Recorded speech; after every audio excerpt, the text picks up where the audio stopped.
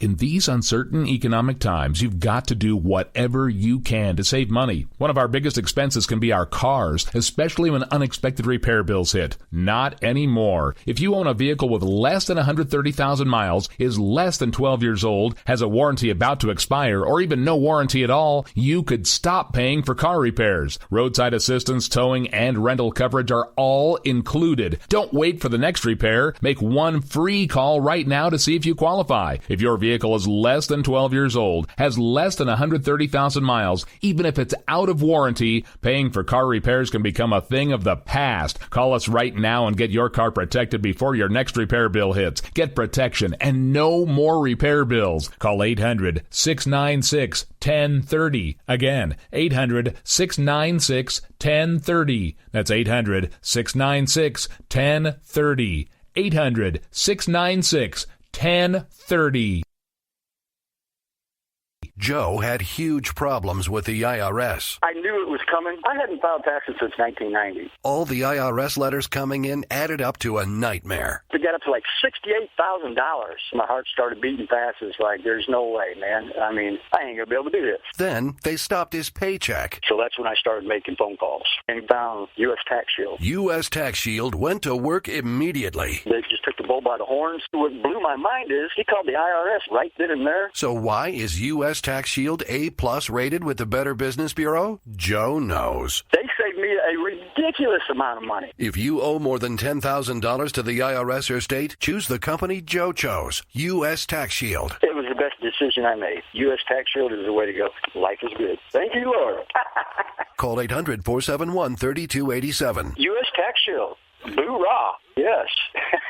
800-471-3287. 800-471-3287. The Internet will never be the same. You're listening to K98Talk.com. Whoa! Good God, y'all. What is it good for? Absolutely. Let's get started again. Ladies and gentlemen, this show is not for the faint of heart.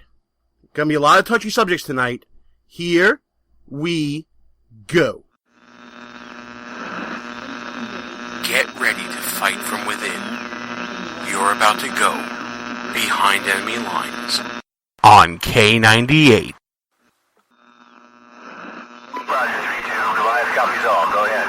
Target is surrounded by multiple firms entering what appears to be a residential area. Requesting permission to engage. From the People's Republic of New York City, you're now going behind enemy lines with Gene Baradelli and Russ Gallo.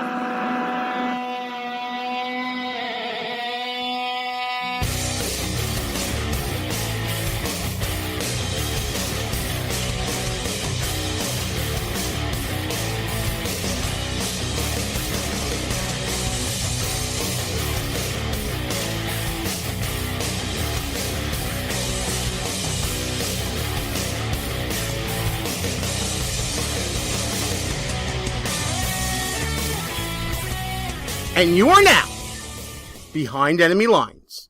Hey there, how you doing, people? Gene Baradelli here, flying solo tonight.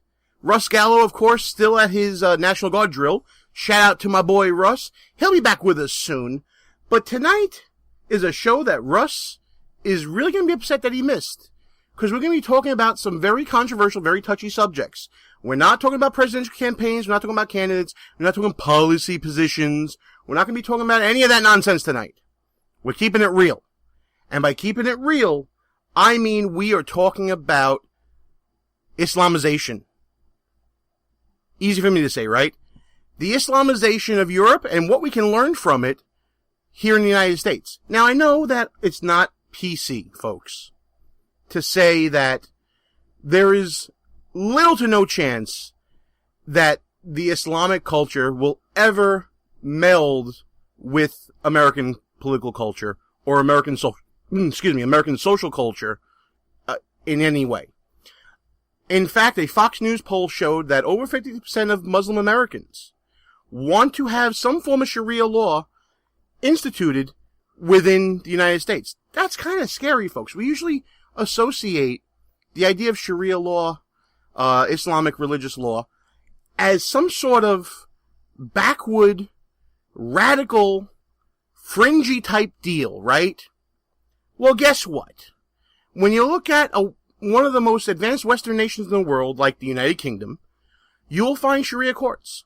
You'll find Sharia banks. You'll find Sharia law. You'll find areas where the Sharia community, believe it or not, have taken over law and order and are attempting to take over local governments. I'm not joking, folks. This is real stuff. And I know it's not PC to say it, but it could happen here if we're not vigilant patriots.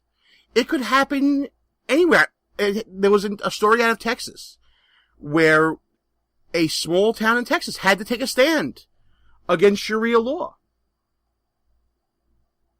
It's a scary thing. Dano in the chat room saying that I would have to institute a 5-minute delay instead of a 5-second delay if Russ was here with us right now. You know what? That's probably true. And by the way, when I talk about Dano and other people, we got a chat room going on right now, folks. If you are listening to us live here on We Are America Radio, the #1 political talk station on live365.com, join us in the chat. It's right there on our website, www.behindenemylinesradio.us. Click on the Listen Live button, and you can hang out with us all night, talking to the chat room. I can borrow what you say in the chat room. Sometimes give you credit, like I just did to Dano there, and sometimes just steal it from you and not give you credit at all and claim it's my idea. Because that's what American politics is all about. Back on topic. I didn't think, before doing this interview that I did with Jack Buckby, a friend of mine from across the pond, I didn't think that Sharia was that big of a deal.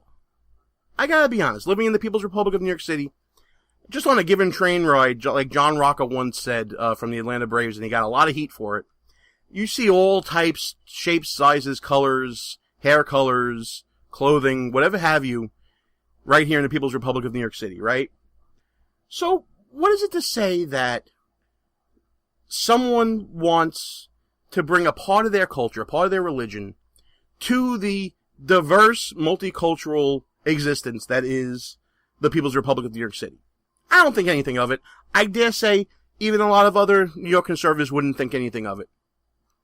But you know what? When you see what's going on in Great Britain, in France, in Sweden, on the other side of the world, and you see Western culture under attack, and when I mean under attack, it's not just, violently under attack. You'll hear Jack talk about how part of what he calls the incremental implementation of Sharia and other Muslim law, culture, political culture, whatever you want to call it, it's also a tactic of lying about people and politics and things going on. Dissemination of misinformation.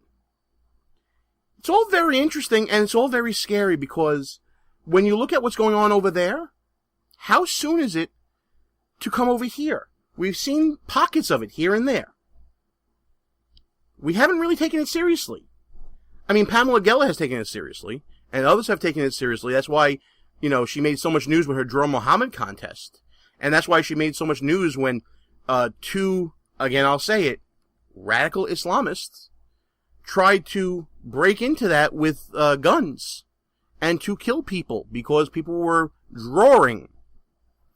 We saw it in Paris with the magazine over there, the satirical magazine that drew Muhammad in that magazine. We're seeing it everywhere. It's not something we saw 5-10 years ago, but we're seeing it now. What has changed? Have we become less vigilant? Or have those who want to push it become more emboldened? I'll leave it for you to decide. And what we're going to do now is give you some information that you can use to decide. I'm going to play our interview that we just did with Jack Buckby. He is the outreach officer for the Liberty GB Party. Now, you have to understand that the conservative movement in the Great Britain is nowhere near what it is here in the States, folks. There is a fracturing there, and, what we like to call rhinos in our party, it seems like there is a fracture within a fracture within a fracture of the movement the conservative movement in Great Britain, and Jack will discuss that with us during the interview as well. But I want you to listen to the fatalist attitude that he has when it comes to Great Britain. Have things gone too far? We don't know. I don't know. I'm keeping an open mind about it. Again, this isn't something that I think about, but it opened my eyes. And I hope it opened your eyes too when you listen to the interview right now. Gene Baradelli back behind enemy lines and on the line with me right now. All the way across the pond in Great Britain. I don't even know exactly where, and to be honest with you, I couldn't care less because it's all one big island to me with maybe one city like London. On the line with me right now is the outreach director, and he'll get the title right from me, for the outreach officer for the Liberty GB party. A guy I haven't seen since CPAC at our hot tub party. I'm talking about my friend Jack Buckby. Jack, how you doing, pal? Hi, Gene. How are you? It's good to be on here. It's great to be on here. Truth be told, we had some technical difficulties getting this together, and where you are right now is way past midnight, so I want to thank you for hanging out with us so late. That's no worries at all. It's always good to do things like this and talk to fellow conservatives in the States. Well, thank you very much. I appreciate that. So, explain to everybody what Liberty GB is and how you got involved in it. Okay, so Liberty GB is a relatively small Conservative party in the UK. We exist because the Conservative Party here hasn't been Conservative for a very long time. I think really the last Conservative leader in the UK was Margaret Thatcher. As a result of that, there was a kind of battle between two small parties whereby the Socialist Nationalist BNP gained quite a lot of traction, and then UKIP, United Kingdom Independence Party, gained traction, and they battled it out for a while, and eventually UKIP won. And UKIP is now the biggest, smaller Conservative party. But unfortunately, since Nigel Farage became leader, after Lord Pearson stepped down as leader, it just stopped being as conservative as it was. It stopped talking about Islam, and it stopped talking about multiculturalism. It stopped talking basically about the main serious issues that are affecting predominantly the white working class people in the UK. And that's what a Conservative party should be doing. They should be standing up for the working people, the working native people of the country, and UKIP just doesn't do that anymore. So our chairman, Paul Weston, was a candidate for UKIP. He left and he formed this party, Liberty GB, and now we're very small, but we're growing. We've had coverage on Fox News, for instance, when our chairman was once arrested for quoting Winston Churchill. That's how bad things are over here. Yeah, that was pretty astonishing stuff. But we are essentially the only sane, viable Conservative party in the UK. Well, it sounds a lot like what's going on here in the People's Republic of New York State, where we have like three different parties between Republican, Conservative, and now there's a new Reform Party. Who knows what else is coming out of the woodwork right now? But it sounds like you're fighting for ground in your own nation, not only within what is, I guess you want to call conservative, but also in the Islamization of Europe and particularly the United Kingdom. Yeah, that's absolutely right. Islamization is the most serious issue right now. We can talk about the European Union and how terrible it is until the cows come home, but the fact of the matter is, if we withdraw from the European Union tomorrow, the cultural problems are not solved. We've got a fundamental issue in the UK, whereby there is a clash of civilizations. We've got Western liberal democracy, our Western civilization, and it's clashing with an Islamic model that has never coexisted with any other kind of liberal democracy. It's never coexisted with essentially any culture in the West, and for some reason the politicians seem to think that, creeping Sharia and a growing population of what people would call radical Muslims, they seem to pretend that this isn't an issue, when in fact it is. We're essentially being swamped, not only by Muslims, and that's not to attack individual people, but this is an issue of culture. And when we've got more than 80 Sharia courts in the UK, we've got Muslim schools, we've got things going on in the likes of Birmingham, a city in the UK, where children in schools were being indoctrinated by hardline Muslim teachers. These are serious issues, and they're just not being confronted by anyone. And the minute you try and talk about them, you're branded racist and told to shut up. It's amazing, isn't it? It's open up your mind and think exactly like the other side. You must be tolerant of them, but where is the tolerance for the thousands of years of British culture? It's British culture is one of the richest cultures in the Western world, and yet people want to integrate an idea that is pretty antithetical to what British culture has stood for. Yeah, you're absolutely right, and there's a huge problem actually where people don't even understand what culture is. So we look at a woman called Laurie Penny, who's like the leading sort of young feminist in the UK. She writes for The Guardian, all those horrible liberal rags, and she once explained that her idea of British culture was Doctor Who and cups of tea. Now don't get me wrong, cups of tea and Doctor Who, fantastic things, but that's not British culture. You know, we essentially founded the Western civilization that we enjoy today.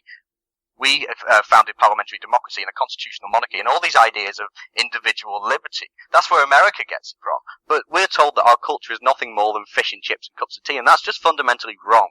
And when we have a culture, an Islamic culture, that for the last 1400 years has been going to war with our culture of freedom, when we have that culture being forced into the UK and forced onto regular people, we've got a huge issue because it's causing huge clashes. It's a huge detriment to working class people who are the actual main people who are affected by this. It's indoctrinating our children, and it's changing political landscape. You know, I don't know if you heard about this, but studies have shown that in the last election we had in May, 25% of the members of parliament we got elected were actually elected on the Muslim vote. This is a really terrifying thought. It's potentially terrifying because, as I see here in the States, what people like to call radical Islam is not just a fringe. It's a very significant portion of those that follow the religion. I mean, there was a Fox News poll that said 51% of Muslims would like to see Sharia law in the United States. Now, give us a sample of what Sharia law is like in the UK to kind of give a little preview of what America may be up against. Okay, so we've got at least 80 Sharia courts in the UK, and the last time I looked, the Law Society were actually looking at ways that Sharia law can actually be implemented into British law. And this is because we've got quite a significant Muslim population here. Remember, our population is between 60, 70 million. We've got about 4 million Muslims, and in the grand scheme of things, that's not a huge amount. But if you look at it regionally, and by regionally I mean specifically the cities, we get to the point where non-Muslim people are becoming minorities in lots of areas. Sharia's taking over. Women have no rights. Women get no benefits whatsoever when it comes to wills, for instance, when people die, and the children don't either. The problem is that as these communities grow, we get conflict within our inner cities, and we get places like Birmingham. Now, I remember Steve Emerson was slated after saying on Fox News that Birmingham was a no-go area for whites, and then Fox News eventually started apologizing for it. And I felt really bad for Steve Emerson because he wasn't wrong. I mean, he was slightly wrong in saying that the whole of Birmingham is a no-go zone, but the point is, a significant amount of places in cities like Birmingham are no-go zones for white people, essentially, because of the Muslim communities. And this isn't just happening in the UK, this is happening in France. In France, arguably, it's even worse than here in the UK. You get to a point where you have communities in France where the police won't even go. That's scary in and of itself, when you have a community that's basically under vigilante government unto itself, yeah. its own rules, and detached from the rest of society. And they operate under Sharia law. We have Sharia patrols in the UK. This became quite prominent a few years ago, where people were getting attacked and harassed on the street by these hardline Muslims who were saying, this is a Sharia-controlled area, we should have no drinking, no smoking, no dogs, no homosexuals. And this is happening more and more. And it's a really terrifying thought. Now, you mentioned that statistic about Muslims wanting Sharia law in the US. We have a very similar statistic in the UK whereby about 40% of Muslims want Sharia law. But not just that, another study showed that 1 in 3 Muslim students believe in killing in the name of Islam. Now, okay, we can talk about the 2 in 3 who don't believe in that, and the 60% who allegedly don't want Sharia law. But that's not really the case. Our issue isn't actually... people might be surprised at me saying this. Our issue isn't with radical or so-called extremist Islam. That's not the problem. It's moderate Muslims and the moderate Muslim population, because as that population grows, and it's doubling every 10 years in the UK, as that population grows, the hardline so-called extremists grow as well. And in that situation, who has control? Is it the moderates or is it the extremists? Well, it's the extremists, because they always have the influence in this kind of situation. Just look at Nazi Germany. Most Germans weren't Nazis, but they still managed to kill millions of Jews. Absolutely. The moderates are always irrelevant when it comes to political takeover and political revolution. You pointed out the Nazis. You can point to any point in history. When you talk about the moderates of a particular group, the moderates are always irrelevant because the moderates stay quiet. Yeah, that's exactly right. And in the UK, the moderate Muslims, they're not out on the street campaigning against the evils of Islam, and they're not out there on the street campaigning against the Islamic State. You've got to understand that, yes, there are a significant amount of Muslims who genuinely believe these things are awful, but there's also an amount of these people who claim to be moderates who are actually practicing taqiyya. And taqiyya is the notion and the way of lying in the name of advancing the cause. This is a part of Islam and Sharia. There's lots of different ways that Islam can continue its war against the West, a war that's gone on for 1400 years. And it's not just jihad of the sword. It's not just going out and killing people. It's sex jihad, it's financial jihad, and it's taqiyya. And we see financial jihad in the UK. We see huge amount of Muslim immigration in the UK, and we see taqiyya in terms of the politicians. They come into power. One thing that always amazes me is when people attack the Liberty GB policy, whereby we would like to discuss the possibilities of actually stopping Muslims from holding public office. Now, it sounds fascist authoritarian to some, but that's not really the case. When you elect somebody as a democratically elected representative of the people, the least you need from that person is to be able to trust them.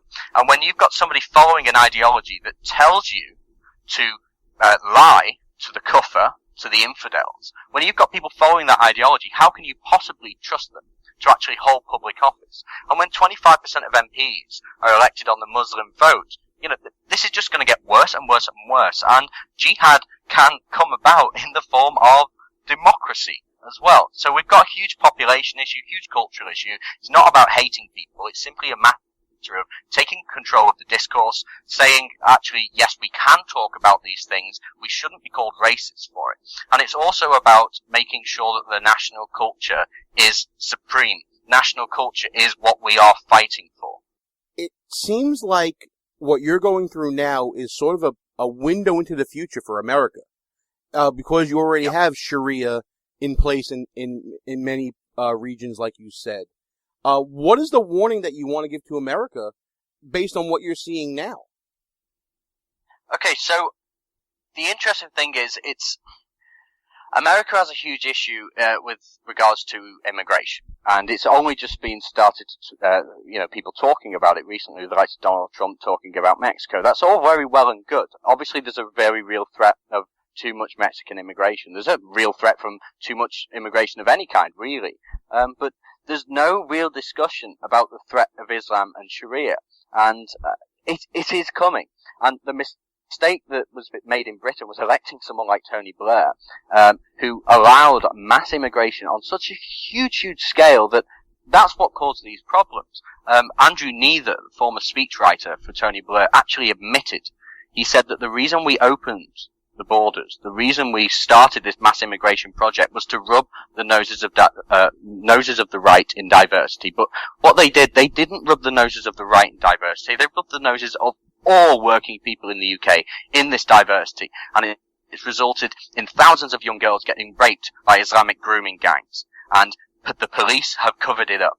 I mean, the latest example, well, not latest, but the most prominent was the Rotherham 1400. It was 1400 young white and Sikh girls who were raped by grooming gangs, and the police and crime commissioner and the local council all covered it up, and it came out maybe a year or so ago, and they were forced to step down. They covered it up because they were terrified of being called racist, and this shows the power of discourse when you're told that you can't talk about these genuinely serious threats this is what happens. And it's going to happen in the US. And I don't see any serious discussion from any Republican politicians about these issues. And as conservatives, we should be defending Western freedoms. We should be defending our young girls as well. And we should be defending our communities of freedom lovers and people who love liberty. And I don't see this from any major Republican conservative. And it's quite a scary thought for America.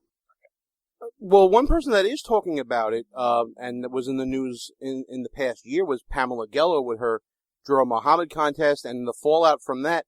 And she tried her best to get a national discussion going about the dangers of Sharia and the Islamization of America.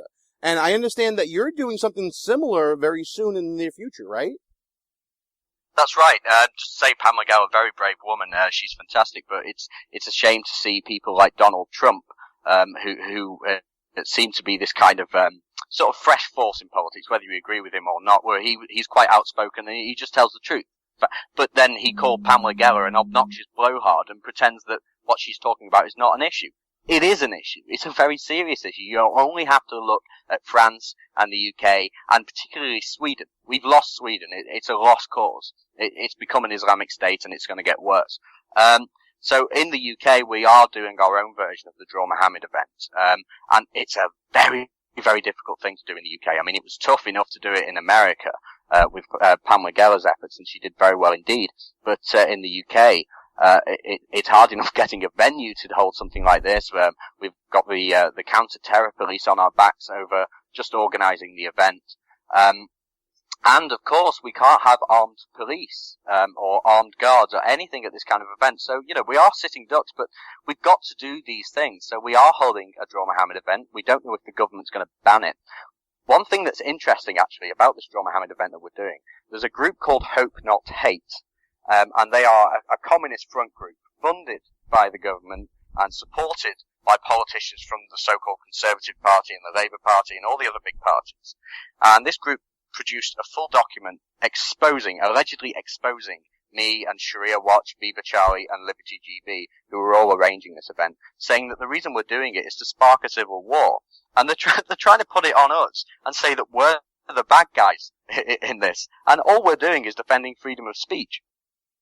Yeah, and that's really what these events are about.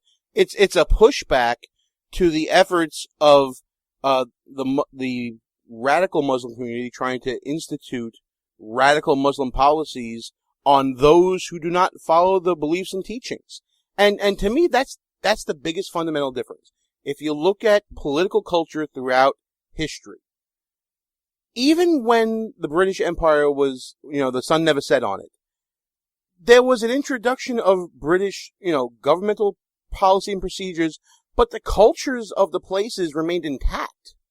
I mean, just think about India, and you see that, yes, there was an influence, but the main tenets of the political culture and the social culture of India remained intact despite hundreds of years of British rule. No, you're absolutely right, and the British Empire is quite an interesting thing. We're taught in our schools that it was a terrible thing, that we were oppressive, yada, yada, yada. But, we actually did a hell of a lot of good with the British Empire. We stopped a lot of barbaric acts and barbaric practices, but the primary basis of the culture remained intact. But with Islam, you don't see this. It's complete dominance. When people talk about the Crusades, another example of something that we're meant to be ashamed of, the Crusade was just Westerners taking back land that Islam had stole previously. It's been 1,400 years of war, civilizational war, and there has been no example of Islam coexisting peacefully within a nation with a separate culture, and that is because the Quran tells them that they can't do that. And yes, okay, they're following orders, but that's not really something we should be supporting, I guess. You can't expect an ideology that is fundamentally fascist, fundamentally authoritarian, and fundamentally sexist, racist, and even homophobic. You can't expect that kind of culture to sort of coexist in a Western liberal democracy that we have now. And yet I'm the racist. I'm the evil guy in all of this, right? So this Draw Muhammad event is to highlight the issue. And I must plug this, actually. I hope you don't mind. If people want to support this Draw Muhammad event, please do go to our website, libertygb.org.uk, and there's a donate button on the bottom right. We do need help from as many Conservatives as we can, because it's an uphill struggle in the UK. We don't have massively funded Conservative counter-jihad groups like America does, unfortunately. And we're doing all this off the backs of a very small amount of brave people, great brave people that I work with doing this, and we've got no support from anybody. It's very, very hard work, but it's important. And America, you've got the funding, you've got the counter-jihad groups, and it's about time that Republicans started talking about these issues. Well, listen, cheap plugs is what we do on the show, so give them the website one more time, and then give them the information on how they can get in touch with Liberty GB on any number of issues, as well as to get in touch with you, pal. Sure. Well, if you head to www.libertygb for Great Britain.org.uk, if you scroll down a little on the right, there's a big button for the donate. That goes straight to the fund for hiring the venue and hiring security and things like that. If you want to see what Liberty GB does, you can find us on Facebook. Just search Liberty GB and take a look at our website. It's full of great stuff, great facts, statistics, fantastic articles, and it will probably scare you. Some of the things you read on our site, it will scare you, but it's important that, you know, even if we've lost England and lost the United Kingdom, and I think that's a very real possibility, unfortunately, America can learn from us. This is a really terrifying stage, and this is not just a war with ISIS or ISIL or the Islamic State. This is not just a war with radical Islam abroad. You've got to start at home. You've got to stop the infiltration of Islamic culture into Western liberal democracy. It has to stop, and Republicans need to talk about it now. You know, it's absolutely great to have you on the show, mainly because I get to point to somebody else that has the funny accent. Well, I at least hope you can understand me. I've been told that I have quite an odd English accent. I don't have the typical sort of hello there, you know, the typical British accent Americans seem to think. Wow, when you did the I don't have the typical accent, it sounded exactly like your accent. Oh, Jack Buckby from Liberty GB. Pal, thanks for coming on the show. And listen, next year, CPAC, you're coming back to the hot tub party, right? I absolutely can't wait. I'm definitely going to be there, and I'll probably bring some British friends as well. Sounds great, pal. Looking forward to see you then, and hopefully we'll see you soon along the way as well. And that was Jack Buckby, the outreach officer for Liberty GB, the new political party. Some would call it ultra-conservative. And they probably are when you think about think about it this way, guys. In Europe, if Republican and Democrat might be the same party when you think about things. Two sides of the same coin is what they say, right? So I just want to thank Jack for coming on the show, and thank him also again, like I said during the interview, for being the one with the funny accent this time around. Because, you know, this accent right here, you know, the old Brooklyn that we got going over here, you know, it can be a little, distracting sometimes, right? So you had his accent instead. We're at halftime here, folks, on the show. I want to thank everybody for listening to us live on We Are America Radio, the #1 political talk station on Live365.com, or wherever else you're listening to this on rebroadcast. I'm Gene Baradelli, and while I got you listening, please check out the official website of this here show. That's www.BehindEnemyLinesRadio.us. Check us out on the Facebooks and the Twitters at BEL_radio, and check out the official Brooklyn Young Republicans, the place where this show started from, at www.brooklynYRS.com. Time for a quick break here. We're going to pause for some station identification and some commercials as well. Gene Baradelli, Behind Enemy Lines. We'll be back right after this. So what is Behind Enemy Lines anyway? This is the true story of two friends living in the People's Republic of New York City who work together and have their conversations taped to find out what happens when conservatives stop being politically correct and start getting real. We are Behind Enemy Lines. Watch your wallets. Thursdays at 1 on WNJC, part of the Conservative Commandos Radio Network. I'm Vito. And I'm Vito.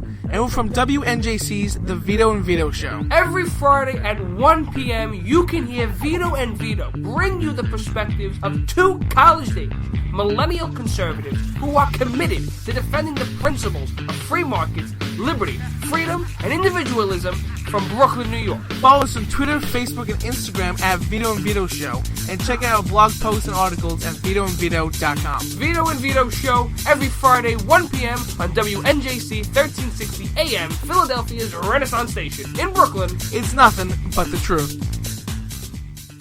Who might you save? Your mother, your father, your husband, uncle, aunt, son. Learn FAST, F-A-S-T, the sudden signs of a stroke, and you could save. Your friend, teacher, boss. F, face drooping. A, arm weakness. S, speech difficulty. T, time to call 911. F-A-S-T. That's F, face drooping. A, arm weakness. S, speech difficulty. T, time to call 911. The sooner they get to the hospital, the sooner they'll get treatment. And that can make a remarkable difference in the recovery of your neighbor, the waiter, grandmother, grandfather.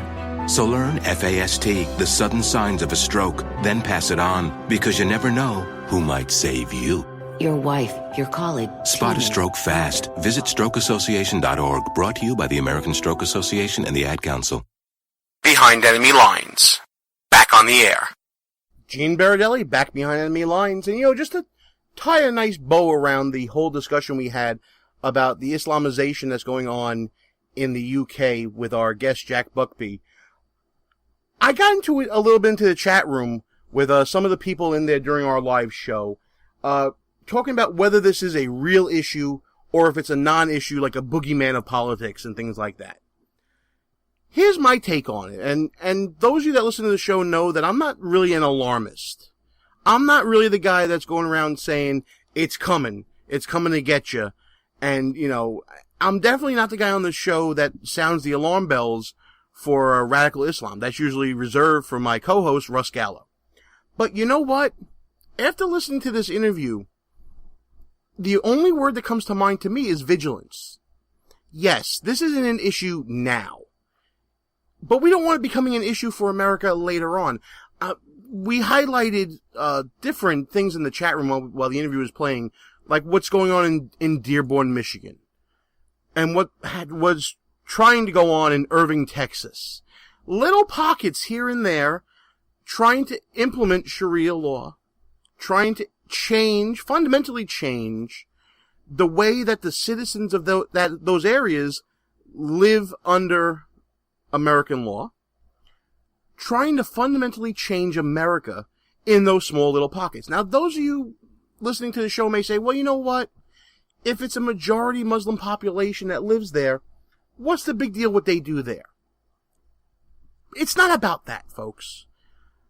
I believe that America should be welcoming to all cultures, points of view, religions, practicing of religion. Absolutely. That's what this nation's founded upon. But you come to America for a reason. You come to America because America has a greatness to it in and of itself. And you want to be a part of that greatness. You don't want to convert the greatness. You want to be a part of it. You want to integrate into it. You want to immerse yourself in it. And yes, you want to retain your traditions and your beliefs and practice them the way you see fit, because that's what America's all about. But we're not talking about that here when we talk about Sharia law and the Islamization that we've been seeing in Europe. We're talking about a radical shift, if you forgive the term, towards an entirely different political culture that is not native to the area and that will adversely affect the rights of many citizens already in that area. I mean, let's face it, folks. As a white, straight male here in America, I can survive Sharia law. All I have to do is convert to Islam, right? And I have to integrate myself into the culture. But it's an easier conversion for me than it is for, let's say, a Western independent woman, a black woman, a homosexual male, a homosexual female. What about them? What happens if even certain elements of Sharia law are implemented in certain areas that now those who want to practice their own way of life. Those who want to live their life as Americans the way that they see fit, control their own destiny, the way that those coming in that want Sharia want to do the same thing. What happens to those people? Aren't those the people that deserve as much protection for their rights as any Muslim immigrant that wants to implement Sharia law or practice the way that they see fit, not just in their spiritual life, but in their secular life?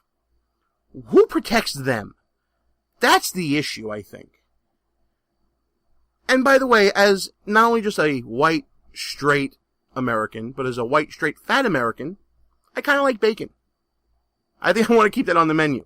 That's just a little joke, but if you have any comments or complaints, gbaradelli@gmail.com, send them on over. I got broad shoulders, I can take it.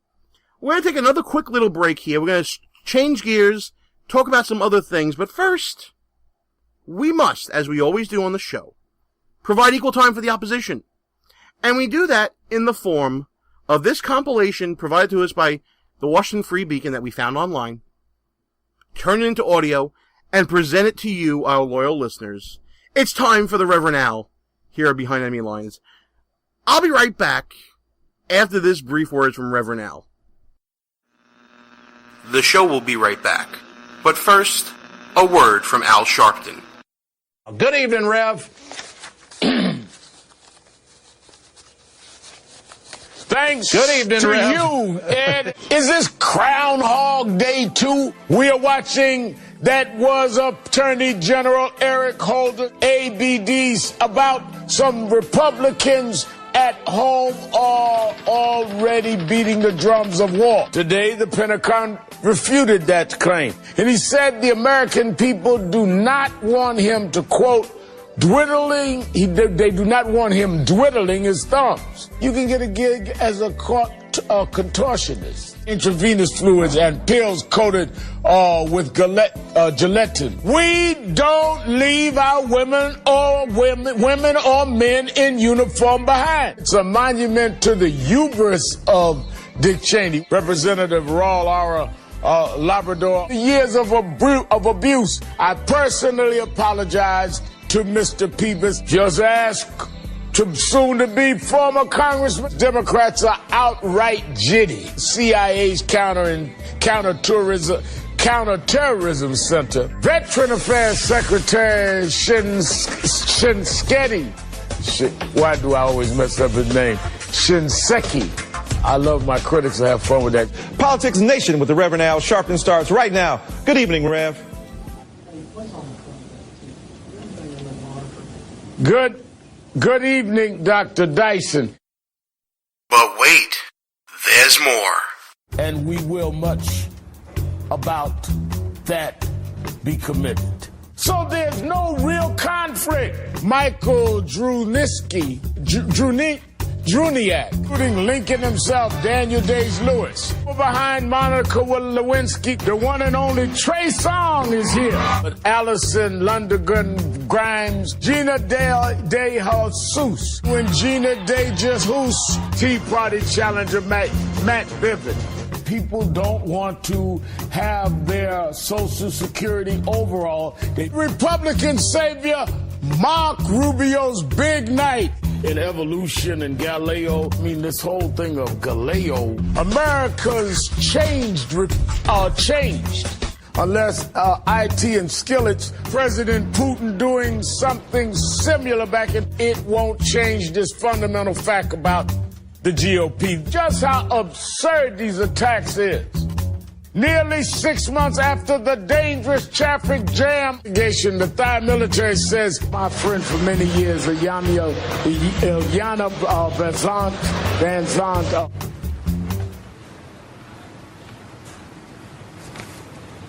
There's nothing there. And they gave this guy a TV show? Let's get back to our show.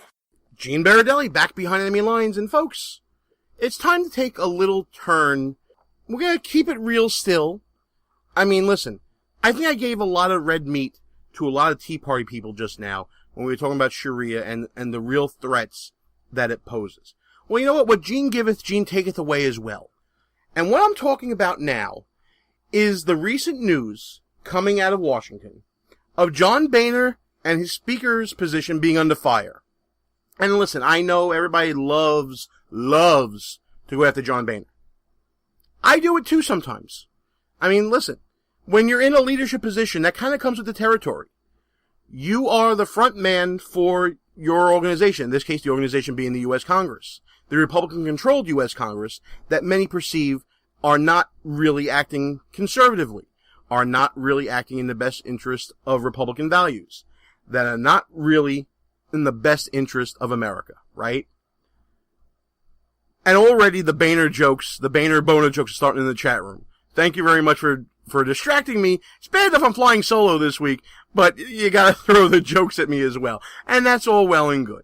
But what I'm talking about right now is, of course, the motion to vacate the chair that was brought by Congressman Mark Meadows.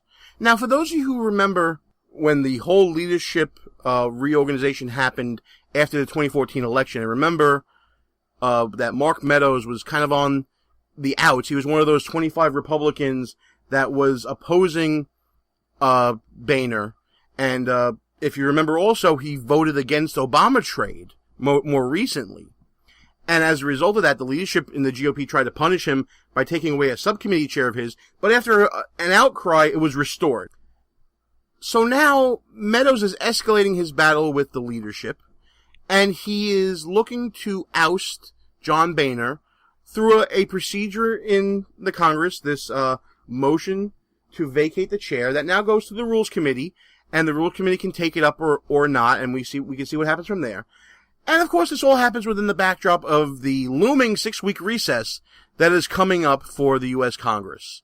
Everybody, of course, has got their vacation bags packed and are ready to go and getting ready to leave on that jet plane, and they don't know when they're going to be back again. So, why bring this up now?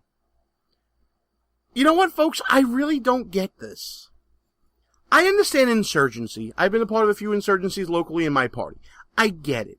It's glamorous. It's the underdog. It's, the Tea Party versus the establishment all over again. But let me throw a little bit of a wet blanket on this for you guys. 2014 elections was a huge victory for the Republican establishment. Let's get real. When you are the head of the team and your team wins and wins big, you, as the head of the team, deserve some of that credit. John Boehner and the leadership team deserve some credit. I know you don't want to hear this. That's why we're calling it Keeping It Real. 2014, they won. Now in 2015, they get a chance to govern. We're barely through the halfway mark of 2015. This Congress still has another year and a half to go. And you want to already take the head of the team out because for the first half of the first part of the new session, he's not following what you want to follow. Okay, I get it. But let's talk real. Do you think that's going to happen? There are a whole lot of congressmen that are beholden to the leadership right now for their jobs. Many congresspeople who were elected because of the leadership of congressional Republicans. Do you really think they're going to bite the hand that feeds them? Real talk. I know it's not what you want to hear. All these people owe their jobs and are going to need help keeping their jobs in 2016. And oh, by the way, there might be a little something else going on in 2016. I don't know. Some election for the highest office in the land that many consider, including me, to be the highest office in the world. Yeah, that's not really helping priorities here, folks. I'm just trying to keep it real with you. This to me is a sideshow. This to me is a distraction. In a time when we should all be evaluating who we want to be our standard bearer for 2016, is it really the time to pick up a fight with John Boehner that was already lost a couple of months back, by the way? I'm just trying to keep it real with you guys. Is it more of a grandstanding thing, or as we like to call in Brooklyn, is it vendetta for Mark Meadows to go about doing this right now? What are the chances of victory here? Did he poll fellow members of Congress? and see if they feel the same disgruntled way that he does? Or is this the same 25 people that couldn't figure out who was going to do what and ended up grandstanding for the cameras saying, I'm going to run for speaker, I'm going to do this, and I'm going to do that? A whole lot of sound and fury amounting to ultimately nothing. I'm just trying to keep it real with you guys.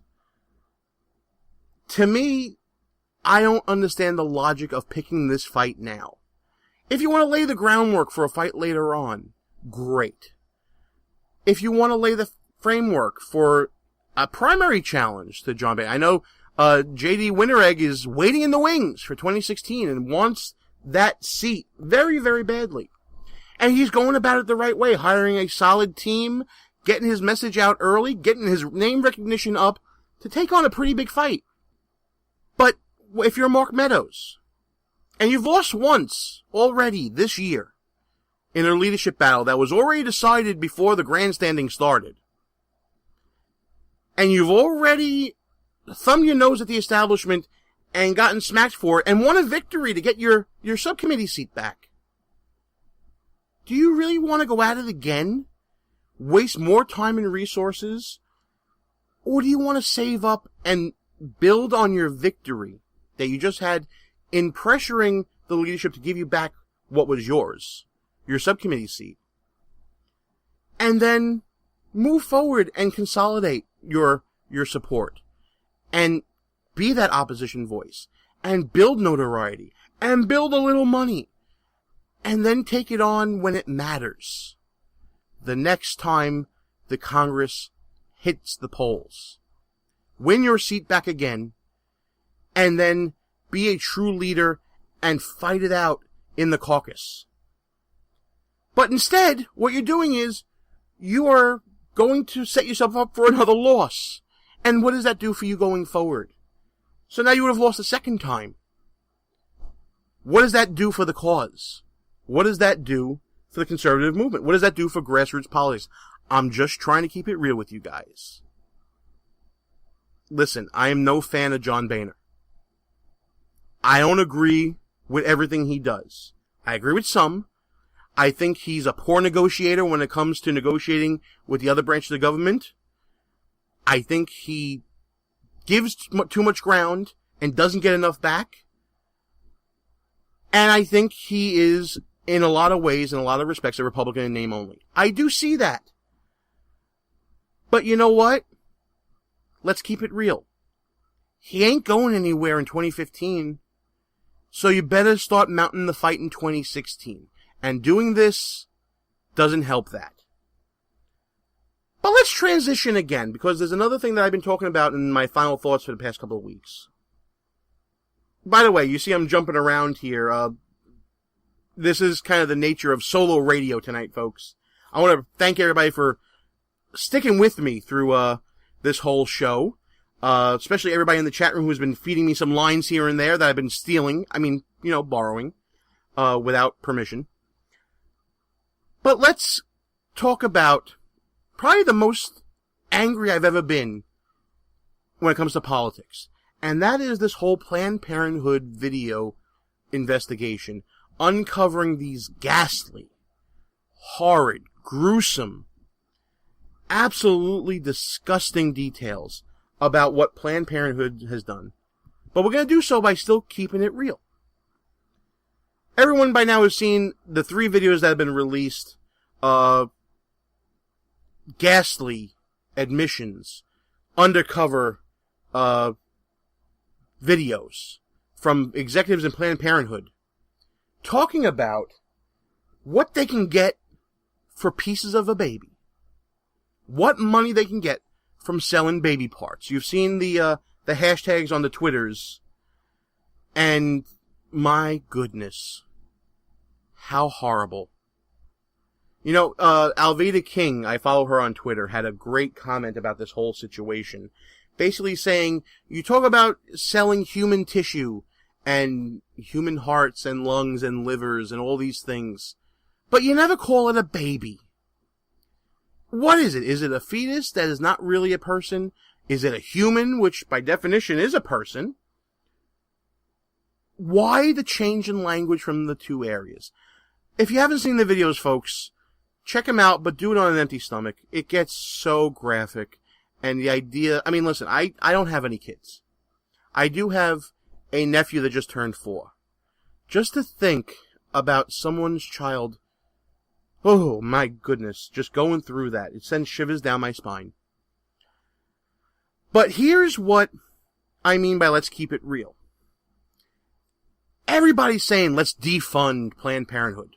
Let's get the money out. Get Congress to get the money out. Defund them. Get rid of it. Yeah, that's one thing we can do. But let's keep it real. Just like we said the same thing with Acorn. Get the money out of Acorn. They did wrong. They give, the whole James O'Keefe investigation and all that. Undercover videos again. Let's get rid of Acorn. Defund them. And they did. But what happened? A rose by any other name stinks just as much. Acorn's not Acorn anymore. It's under another name, and they're doing the same thing over and over again. Different organizations, different names. They just got smarter. The bastards just got smarter. And they went another way, and the money kept rolling in just in a different way. Do you not think that Planned Parenthood can go the same route? It may not be Planned Parenthood anymore. It may be Parenthood Planning. It may be any other different names. Let's keep it real. The organization is not what you're going after. It's these ghastly, horrid people that need to be put out of business. The organization, yes, it's great. If we get rid of the organization, bravo, victory, it gets into the newspapers, all that fun stuff. But let's keep it real. What exactly have you accomplished when a year later, the next organization pops up, and they just find a better way to build the mousetrap? It's just going to be something different. It's just going to be still ghastly as it is now, but it'll just be under a different name, a different label, a different moniker. That's not what we need to do. What we need to do is change the culture.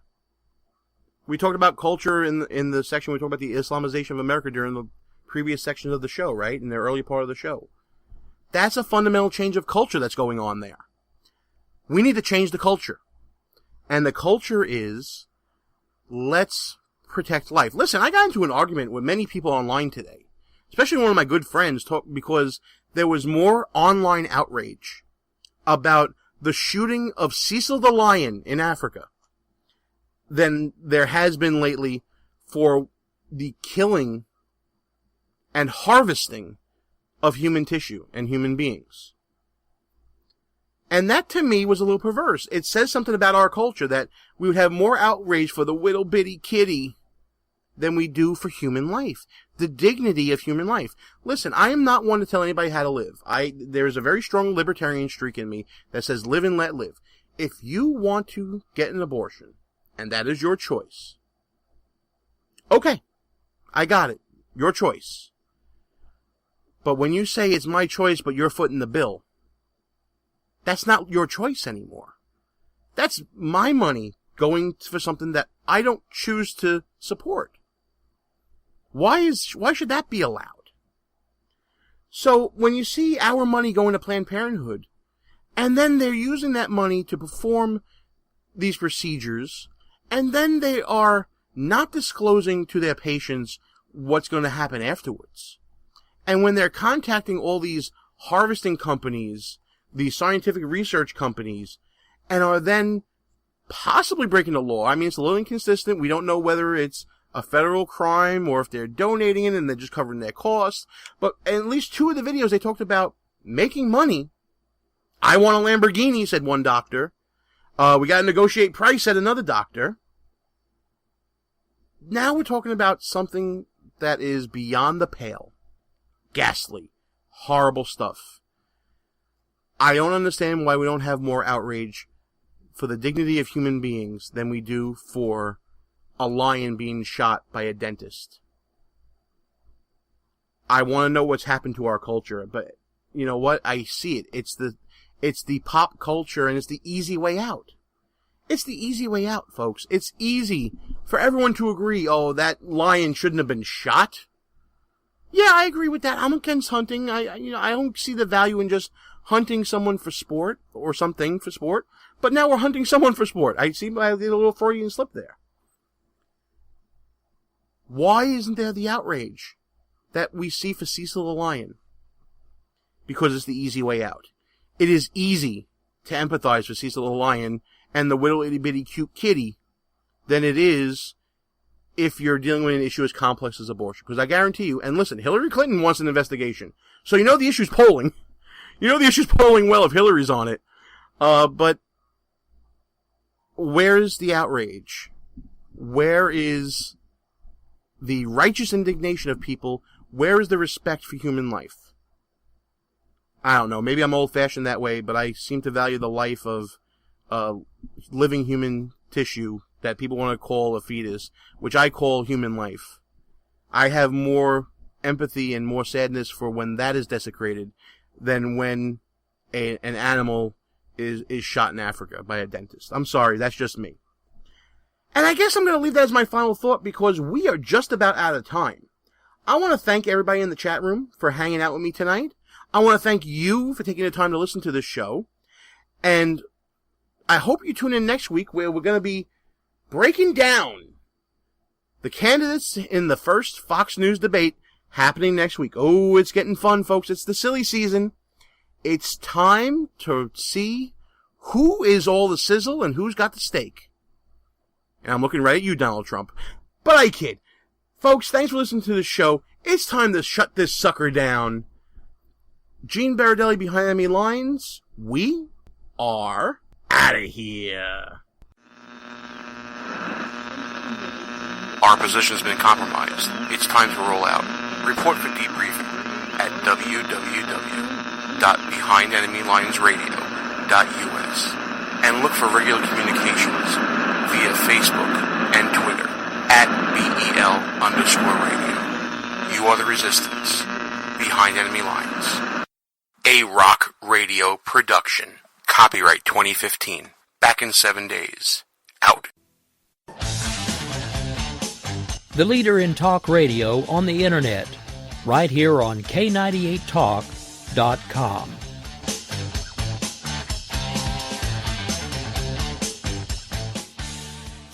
When our water heater broke down last month, it was a nightmare. It took 5 hours for the plumber to show up, and he charged us a couple of $100 just to come out. And then it cost another $1,800 to put in the new water heater. By the time it was all said and done, I felt like I'd been taken. But what else could I do? The smartest thing you can do is get a home warranty from American Residential Warranty. Their home warranties pay to repair or replace all your major appliances when they break, and they will break, and at the worst possible time. Call American Residential Warranty right now for free information on home warranties starting at just pennies a day. Don't wait for your refrigerator to stop running or your ceiling fans to stop turning. Call American Residential Warranty right now. Ask how you can save up to 50% on washer and dryer coverage. Just call 1-800-513-6154. That's 1-800-513-6154. Again, 1-800-513-6154. Call now.